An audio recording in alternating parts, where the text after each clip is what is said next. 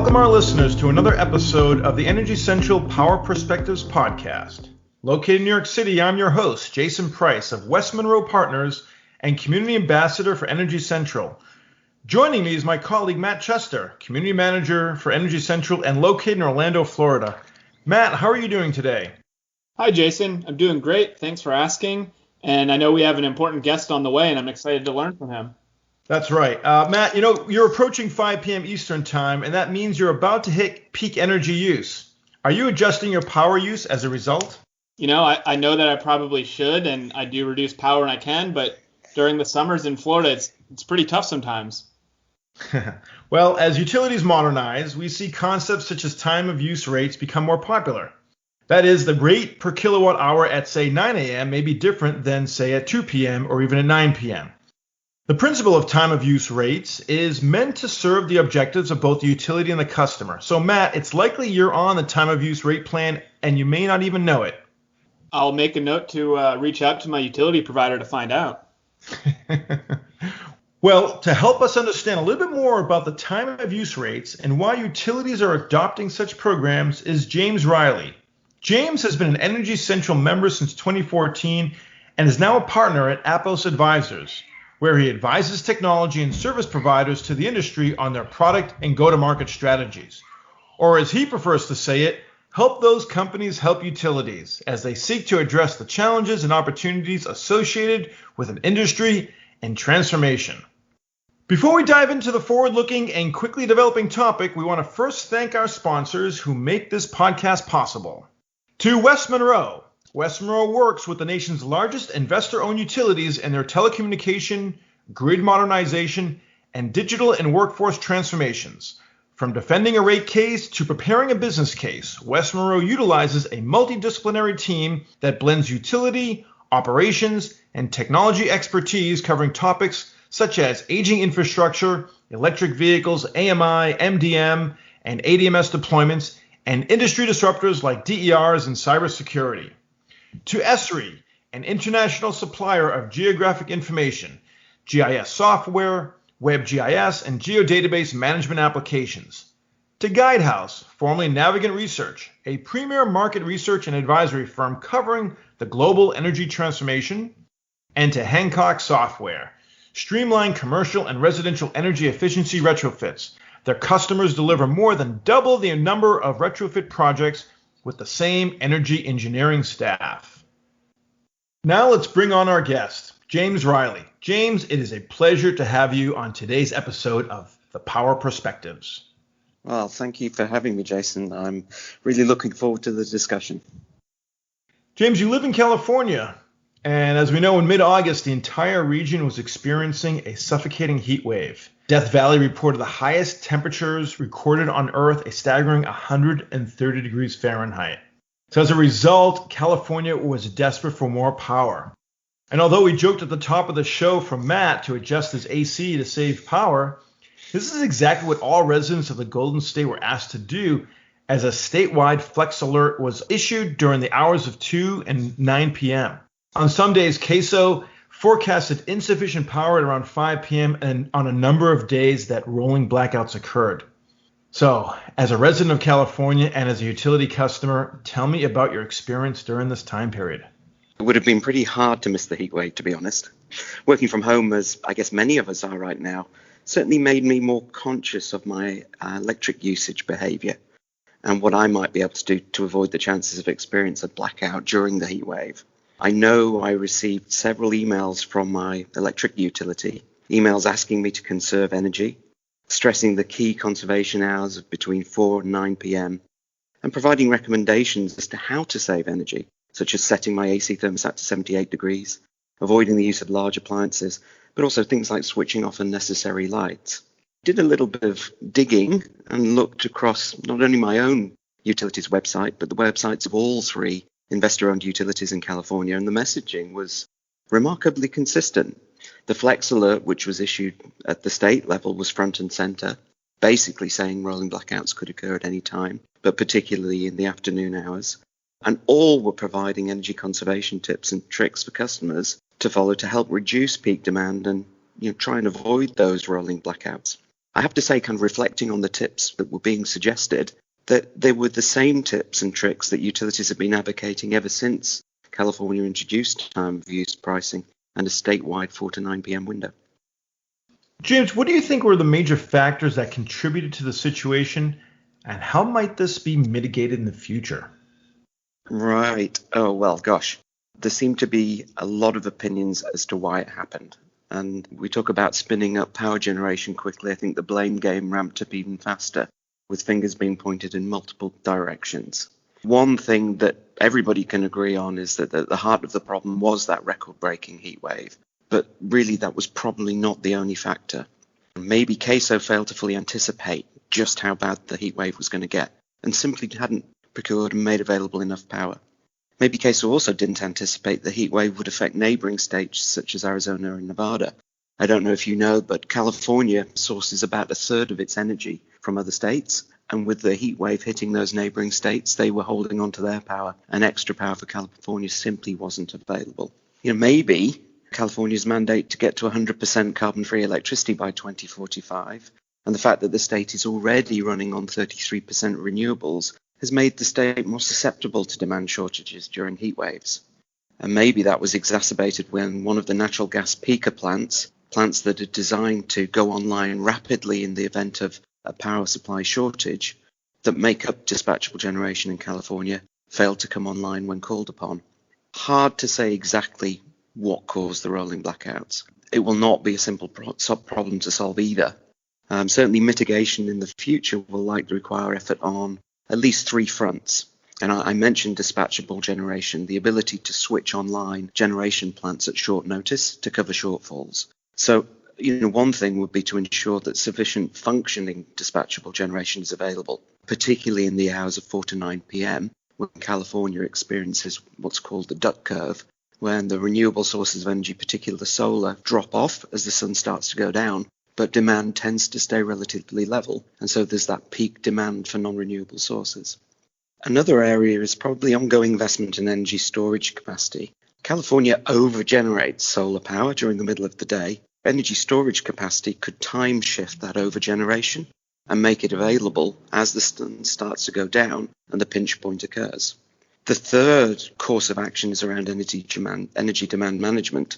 So, of course, we can all make efforts to increase energy efficiency, but deploying and optimizing pricing models like time of use rates that encourage customers to shift usage off peak, and implementation of demand response programs, which we'll touch on a little bit later, I think, that further incentivize customers to reduce their use during those peak times. All three of those are likely to be needed in order to avoid this situation in the future. With hindsight, and hindsight being a wonderful thing and all, of course there was no time at short notice to add extra dispatchable generation or energy storage, but those are longer term measures that can protect from this kind of situation in the future. In this event, the only option was energy demand management and to rely on customers heeding the call from the utilities to reduce demand during the peak period. Hence the emails that I received from my utility, hence the advice that was front and center on all three of the big IOU websites. And you know what? Customers really did heed the call. They did reduce demand. And the reason that after the initial set of rolling blackouts, there were no future ones was largely because customers responded.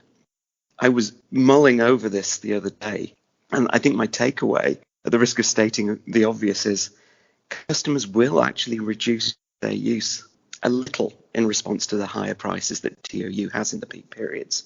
But what we saw in the heat wave is when customers are fearful that the power might go out, and the implications of that, losing their air conditioning, I'll say jokingly losing Netflix, something we've all become reliant upon in the heat wave, and of course COVID-19 and the stay-at-home orders. But the thought of losing power altogether is a much stronger incentive for customers to change their behavior and shift their use away from the peak hours. And it worked, and customers did respond, and as a state, we avoided further future blackouts. James, you mentioned the coronavirus. Let's talk a little bit more about that. It's just another layer of complexity to the entire situation. How does that influence or change demand? And do you think those changes could have a longer lasting impact? Yeah, I'm a little bit of a geek, so I went and dug out the numbers. And CAISO, like all the other independent system operators, are very transparent in terms of the data they provide on actual demand in the marketplace, as well as the ability to do what's called backcasting and strip out the effects of temperature to really understand what impact COVID-19 had. The stay-at-home order in California was issued, I think, on March the 20th. And in the first full week following that order being put in place, the average weekday demand was down by about 2.4%. It actually went down 5% during the peak hours. Average weekend demand wasn't down as much because, of course, the change in consumer patterns where customers were working from home during the week had a profound effect. But the weekend, everybody was home as they would be anyway. And average demand was down 1.1% and only down 1.9% during the peak hours. In other words, COVID-19 and the stay-at-home order had the impact that demand fell, especially during the weekday peak hours. But what happened as the weather started to get a bit hotter here in California? In June, average demand in peak hours actually increased 0.6% at 8 p.m. In July, this rose to 1.7%. So my assumption is with everybody at home, with temperatures rising, more use of air conditioning at home, we actually saw increased demand as a result of COVID-19. The reductions that we saw in demand in March, April and May from COVID-19 disappeared and then went into reverse as the temperatures rose. And of course, given the heat wave, I have to believe that this was even worse. So to come back to your question, did COVID-19 contribute? I think it did. Will it have a lasting impact? It certainly looks that way if there's a permanent and significant shift to working from home. And my hypothesis going forward is certainly in California, average demand will drop in the cooler months of the year as a result of people working from home. But when the temperatures rise, what we'll see is an increase in average demand, particularly in the peak period and particularly in the hottest months of the year. James, another question I had on this topic regarding demand and the COVID-19 situation. You mentioned there might be longer term impacts, but do you think there are any sort of unique conditions of the present time that almost serve as a valuable test case or natural experiment of sorts? What are utilities able to learn from what's going on when it comes to demand and demand management now that people are largely shifting where and when they're consuming energy? I think if you introduce a change in lifestyle, or introduce is perhaps the wrong way of describing it, if a change in lifestyle is mandated or necessary for public health reasons, you will see changes in usage behavior, and utilities have to respond to that as best they can. And that is not always easy. In fact, it's a very difficult thing to do. I know anecdotally, the spike in demand as people used to wake up early in the morning to get ready and go to work, that actually shifted by about an hour, which you can assume is people aren't getting up as early because they don't have to commute. What we've learned as a result of this is when things change people's way of lives, consumption and demand patterns change, and utilities have to have some, let's call it contingency, to be able to deal with that, especially if it happens at short notice like it did with COVID-19.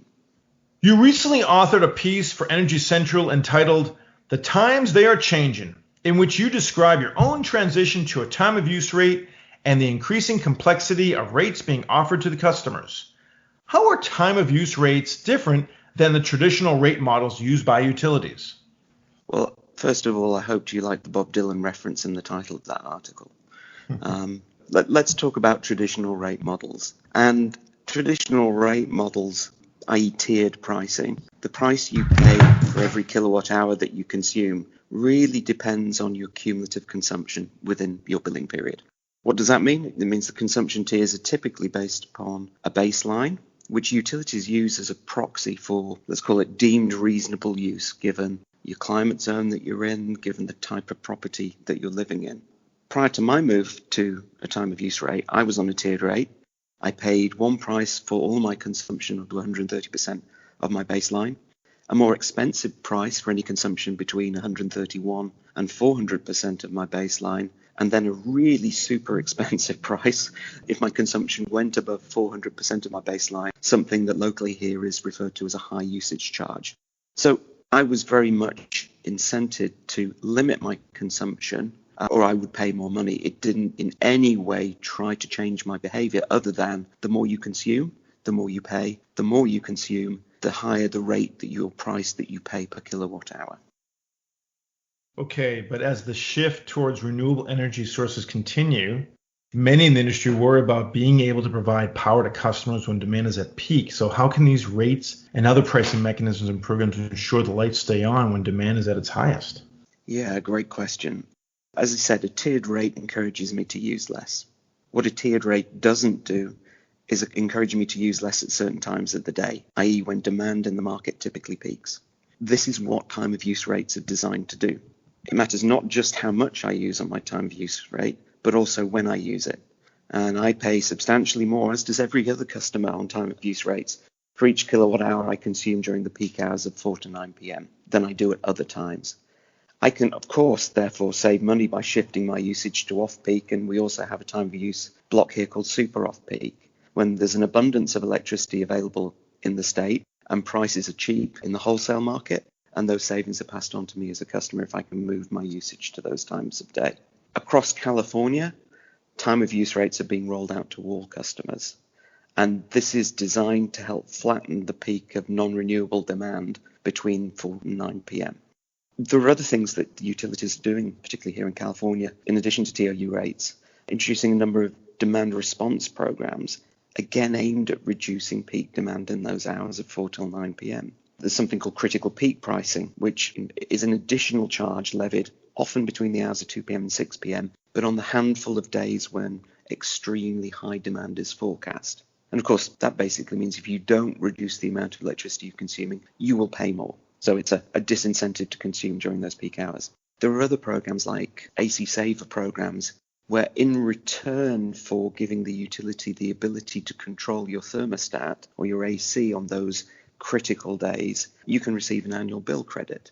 Another program which is more aimed at the commercial customers that utilities have is something called base interruptible programs, where businesses can receive a monthly credit for reducing their demand to a predetermined level on days of extremely high forecast demand. What all of those programs have in common, like time of use rates, is they're designed to provide an incentive for customers to reduce their demand on the few days of the year where demand might outstrip supply. Interesting. Well, so utilities are frequently accused of operating solely with their best interests in mind. And as someone who's been working with utilities for many years, how do you view utilities and their commitment to their customers? And does switching towards a time of use rate truly benefit customers?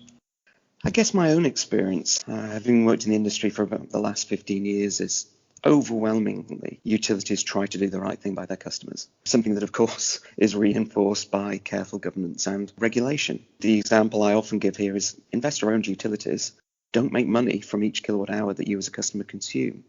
They're simply not incentivized to get you to consume more and more electricity, and they're not allowed to increase prices without approval from the regulators.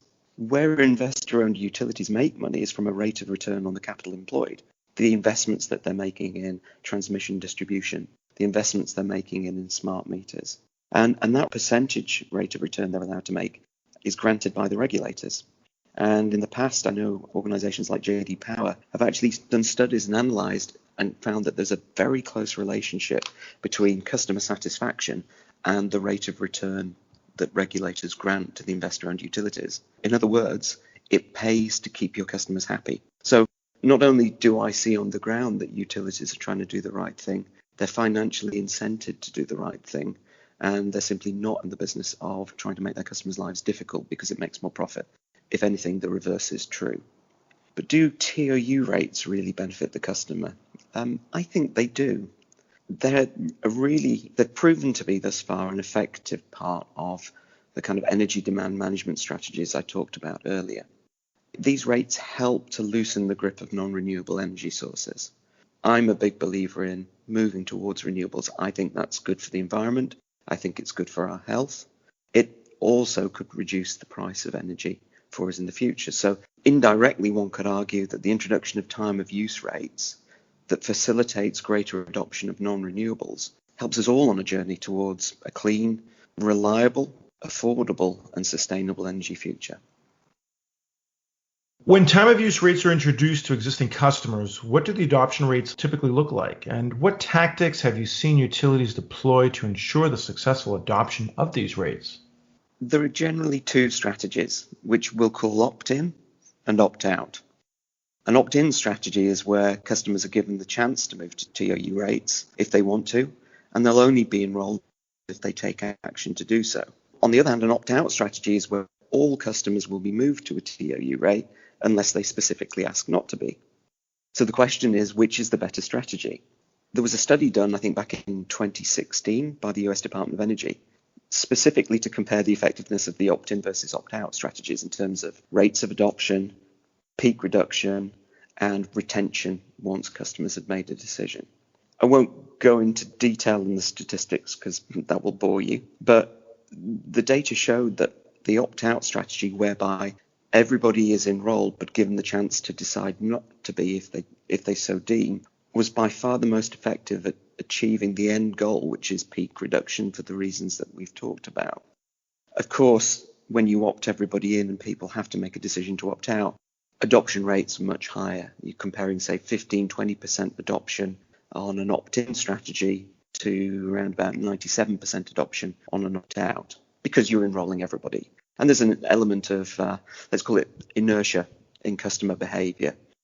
Given everything else, I'll just stay where I am or allow myself to be moved. One other interesting part of that study was, and perhaps not surprisingly, was for utilities who adopted an opt-in, the customers who did choose and proactively move themselves onto a time of use rate showed more behavioral change when they did. So they, in effect, reduced their peak demand significantly more on average than the massive customers. But of course, when you've got 97% of your customers moving and everybody changes on average a little bit, that outweighs the 15% of customers moving who change their behavior a lot. So I think what utilities have observed and what this Department of Energy study observed was the opt-out strategy is the most effective. And of course, having made significant investments in the deployment of smart grid infrastructure, which is necessary to support pricing mechanisms like time of use, if you really want to leverage the benefit, it therefore makes sense to adopt the opt-out strategy. I always come back to my own experience. I was part of an opt-out strategy. I received communication from my utility I was going to be moved onto a time of use rate unless I chose not to. But the way they communicated that to me actually made my decision fairly simple. They forecasted my next 12 months consumption, and they showed me what my bill would be if I stayed on my existing rate, by what my bill would be compared to what my bill would be on two different time of use rates. And I was actually forecast to save a bit of money on my time of use rate if I moved to it. So I was already convinced at that point, but just in case I wasn't, what my utility have offered to all customers as part of this opt-out strategy is, if you moved to time of use and after 12 months, you would have been better off had you stayed on your old tiered rate, we will refund you the difference. Now, of course, they are also helping and coaching customers, educating customers with the same tips and tricks we've talked about to shift usage away from off-peak, which, if customers follow, will not only flatten the curve and reduce the critical times when supply may be outstripped by demand, but it will also help customers to lower their bill. So my view strongly is, I know customers don't like to have change imposed on them, but this is a change I think is good for everybody. There's always the choice to opt out, and about 3% of customers typically do opt out, but 97% move on to time of use rates, and retention rates once on that are in the 80 to 90% range. Now, at the beginning of this podcast, Jason suggested I might be on time of use rate, and I've since checked, and it looks like I'm not. And I'm not because I don't think my utility offers it. So I'm wondering if there's any pathway where customers who might want a time of use rate are able to, have some sort of collective influence on the utilities to encourage it, or, does it always come from within the utility themselves, or, what goes into the decision about whether or not to offer those rates? In my experience, it's always either the governance or the regulators who drive utilities towards time of use rates. A big part and a key enabler for time of use rates is the installation of smart meters that can record usage in intervals down to 15 minutes, even 5 minutes. Because the traditional meter, of course, sits at the home. Somebody comes out to read that meter or drives by and picks up a radio signal, and it's done once a month. So you get one block of consumption, which of course you can slice into the tiers that I talked about on my tiered rate, but without a smart meter, time of use is impossible. So it may well be that your utility has not yet deployed smart meters. And you see that probably more in older, larger cities. I know in New York, I didn't have a water meter in my apartment in New York when I lived there. It was an assumed usage per month that I was billed upon. And that's because the infrastructure has been in place a very long time, I think. But let's say that smart meters have been deployed in your area, Matt. It may well be that your utility is adopting an opt-in strategy. So it's reliant upon customers saying, I do want to shift to a time of use rate. And maybe that's something you could do is look at your utility's website, give them a call and ask them if time of use rates are available for you, assuming that you do want to play your part with respect to flattening the curve. I'm having some trouble with this. And the reason being is that, now that we're all working from home and we have certain habits and dependencies, it seems to me that the only practical customer for time of use rates would be those where they really can adjust the usage. And the only practical way I see it is, I'll plan my driving habits differently. So unless I have an electric vehicle, I'm really having a tough time seeing where I can just adjust my usage of the things that I depend on. Case in point, I looked at the 10K of Con Edison, and in there they reported that customers use on average 300 kilowatt hours per month. Okay, that's 300 kilowatt hours. They're not doing anything fancy. They need that 300 kilowatt hours. Now, if you were to throw in an electric vehicle, then there's some flexibility on what they use and what they don't use. So I guess I go back to this time of use rate issue is really beneficial perhaps or the biggest impact would be for those that have an EV, because that's where it's most dispatchable, I guess, or the most flexible for the customer. Otherwise, I need the air conditioning on. If I'm going from 78 to 76, is that really going to make a big difference? I know that it's hot right now and I need to keep my air conditioning at 76. You want me to move it to 78? Well, you know what? I'll just charge my car later. So I guess I go back to you, James. Since you joined a time of use program, what are you actually adjusting? Help us understand from a tactical standpoint or practical standpoint, if you will. What is it you're adjusting and changing your usage of that you think is making some kind of a meaningful impact for the utility? Sure. Well, first of all, embarrassingly, I'm a little bit of a Luddite and I don't drive an electric vehicle here in California. Probably shouldn't have shared that with you. As you noted, I am on a time of use rate. And what have I changed? Major appliances. I personally have a little bit of a quirky thing going. I'm lucky I live in the coastal area of San Diego, so my temperatures are moderated. And I'm a big believer in using circulatory fans rather than air conditioning, generally just to save energy and to save money. And ever since I moved into my apartment here about 18 months ago, I made myself a bet that I would never use heating or cooling. Now, that's been possible for me. It's been uncomfortable on some of the days when the temperatures have got really high, but I also realized that being in the coastal area, it's a lot easier for me to do that. But if I wasn't in the coastal area, I would have adjusted my thermostat, because AC is an enormous contributor to consumption in the peak hours. The things that I have done, because I kind of skirt around the AC issue, is I don't run my dishwasher in those hours. I don't run my clothes washer and clothes dryer in those hours. So really, I avoid the major appliances within those hours. And I shift. So whereby not using AC is a reduction in energy usage, I still use those appliances, the dishwasher, the dryer, the washing machine, but I use them at different times. So I'm flattening the curve, or at least I'm flattening my curve by shifting their usage outside of the peak hours. James, thank you for this. I thought time of use rates are complicated, but it does sound like utilities are doing everything they can to support a shift towards renewables, balance supply and demand, and do all of this while keeping things simple for the customer. I want to thank you for helping simplify many of these concepts and principles today, James. I want to thank you for joining us today on the Power Perspectives. It's been a real pleasure, Jason. Thank you. Once again, I'm your host, Jason Price. Plug in and stay fully charged in the discussion by hopping into the community at EnergyCentral.com. See you next time at the Energy Central Power Perspectives podcast.